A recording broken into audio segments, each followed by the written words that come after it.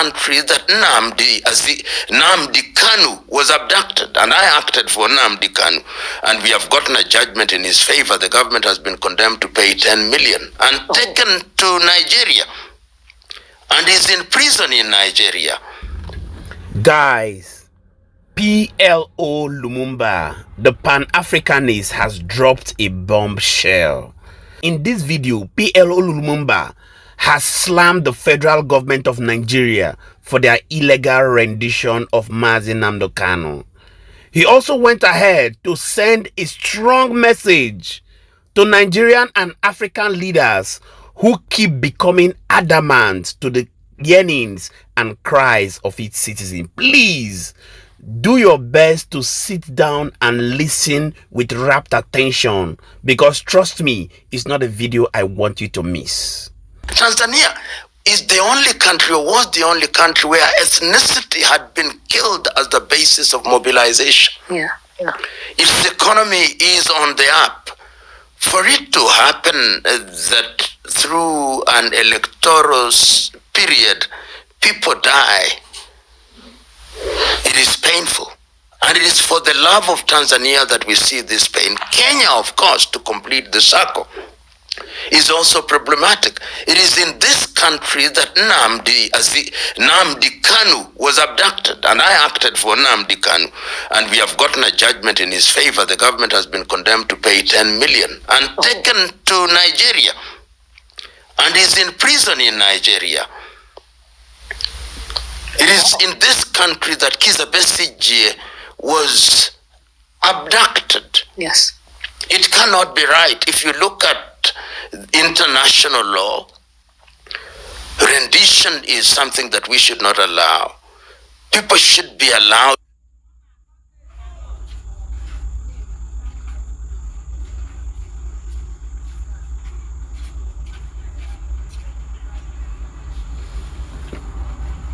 to exercise their democratic rights, even if we don't agree with them.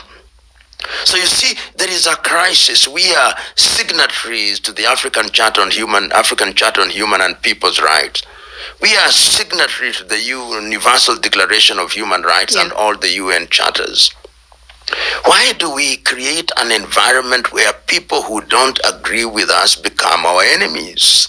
It is a competition of ideas, so that what is happening in this region is that fear is being used by those in political leadership as an instrument of paralyzing the population into silence. Will the population agree to that when you look at it? History is consistent that you can only paralyze a population for so long. The things that we see, for example, that we saw in the Arab Spring, that brought down governments. What we have seen in the streets of Africa, it started in Nairobi, Kenya. It did not go the full length. We saw it in Cameroon. It did not go the full length.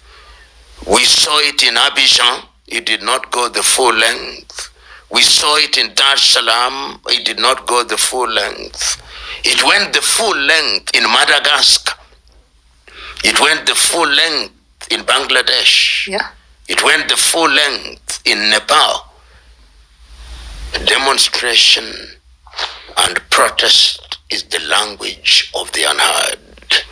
And wisdom has always required and demanded at once that you listen to people, because you are trustee to hold public office. Why do we call people in public office honorable? It is not because of them. It is the office that we honor. Why do we call them excellencies? They are not, or may not even be excellent. Many times in Africa they are not. Yeah. But it is the institution, the offices that they hold for the sake of the nation. When they begin to think that they are demigods, they must remember there was a French Revolution. They must remember that there was the Turkish Revolt. They must remember that people rose, the student protests in 1960s in Europe. They must remember that the colonialist was here and they left. And the sooner they do so, they must remember that recently Bashar al-Assad left for Moscow with a suitcase. They must remember that Rajuel in Madagascar disappeared. We do not know where they are. They must remember that Sheikh Hasina is hiding. Nobody knows where she is. Wow, that was really powerful if you ask me. And honestly, everything PLO Lumumber said in that video is the plain truth that our leaders across Nigeria and Africa don't like you to hear. Because what he just explained is the roots of the Gen Z's protest sweeping across the continent. He said it clearly. Protest is the language of the unheard, and you can't blame young people for speaking that language when those in power have blocked every other channel of communication. Yes, look at Africa today. You have leaders who behave like demigods, ruling with arrogance, forgetting that history has never spared leaders who ignore the cries of the people. The French Revolution, like he said, the students' uprising in Europe, and the Turkish revolt, even the way colonial masters were defeated, all of them started the same way, with leaders who refused to listen. And that's exactly what's happening in Nigeria and many African countries right now. Our leaders silence criticisms, intimidate citizens, and weaponize poverty to keep people quiet. They push the youths to the wall but expect them not to react. But this generation, Gen Z, they are not the generation you can cow with fear. They are informed, connected, and tired of recycling failure. That is the gospel truth. Lumumber even touched on the illegal abduction of Nnamdi Kanu from Kenya. That one alone shows the level of African leaders have reached. Crossing borders to silence dissent. If a government can break international laws to kidnap someone, what won't they do to their own citizens? That is the exact mindset fueling this protest.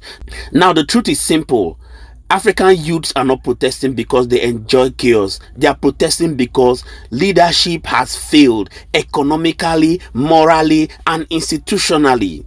When the cost of living is crushing people, when corruption is normalized, when insecurity becomes everyday reality, when leaders enrich themselves while the people starve, protest becomes the only language left. So what Lumumber is saying is a warning, a wise one at that. If African leaders continue to downplay the importance of taking care of their citizens, trust me, they will meet the same fate as every leader in history who refused to listen. Because once the people are awakened, no amount of force can stop them. And that is the gospel truth. Here's my take. It's time for African leaders, especially here in Nigeria, to humble themselves and realize that power is temporary.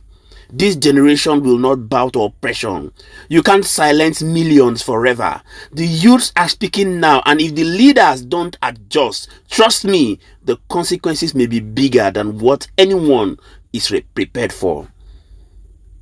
That video you just watched wasn't just a commentary, it was a reflection of truth. And if our leaders were wise, they would treat it as a warning.